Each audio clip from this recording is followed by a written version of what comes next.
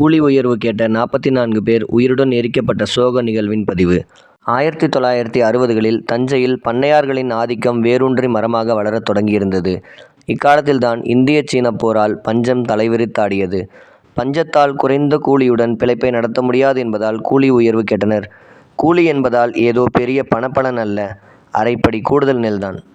இதை கேட்க தொழிலாளர்களுக்காக கம்யூனிஸ்ட் கட்சியைச் சேர்ந்த மணியம்மை மற்றும் ஸ்ரீனிவாச ராவ் ஆகியோர் விவசாய தொழிலாளர் சங்கத்தை தொடங்கினர். அரைப்படி நெல் தர மனமில்லாமல் நிலக்கிழார்கள் நெல் உற்பத்தியாளர் சங்கத்தை ஆரம்பித்தார்கள். சங்கங்களுக்கிடையே பேச்சுவார்த்தை. பேச்சுவார்த்தையில் தோல்வி. எங்களுக்கு சமமாக பேச்சுவார்த்தையில் உட்காரும் அளவிற்கு வளர்ந்து விட்டீர்களா என்று கீழ்வெண்மணியைச் சேர்ந்த முத்துக்குமார் மற்றும் கணபதி ஆகிய இருவரையும் கட்டி வைத்து அடித்தனர். கலவரம் மூண்டது. ஆத்திரமடைந்த கோபாலகிருஷ்ணன் பண்ணையார் 1968ஆம் ஆண்டு டிசம்பர் 25ஆம் நாள் தனது அடியாட்களுடன் பெட்ரோல் கேன் மற்றும் நாட்டுத் துப்பாக்கிகளுடன் வந்திறங்கினார்.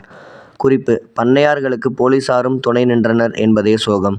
கண்ணில் பட்டவர்கள் அனைவரையும் சுட ஆரம்பித்தனர். 10 பேர் பலி.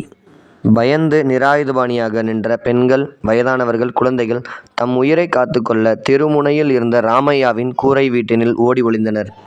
வெறிபிடித்து அலைந்தவர்கள் ராமையா வீட்டை வெளியே தாளிட்டு தீயிட்டனர்.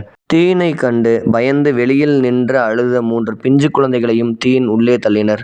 சம்பவத்தில் 20 பெண்கள், 19 குழந்தைகள், 6 ஆண்கள் என மொத்தம் 44 பேர் உயிருடன் எரிக்கப்பட்டனர். வழக்கு தொடரப்பட்டது. வழக்கில் பண்ணையார் கோபாலகிருஷ்ணனுக்கும் அவரது ஆதரவாளர்களான 7 நிலக்கிழார்களுக்கும் 10 ஆண்டுகள் சிறை தண்டனை. வழக்கு மேல்முறையீடு செய்யப்பட்டது. கோபாலகிருஷ்ணன் மற்றும் ஆதரவாளர்கள் 7 நிலக்கிழார்களும் விடுவிக்கப்பட்டனர்.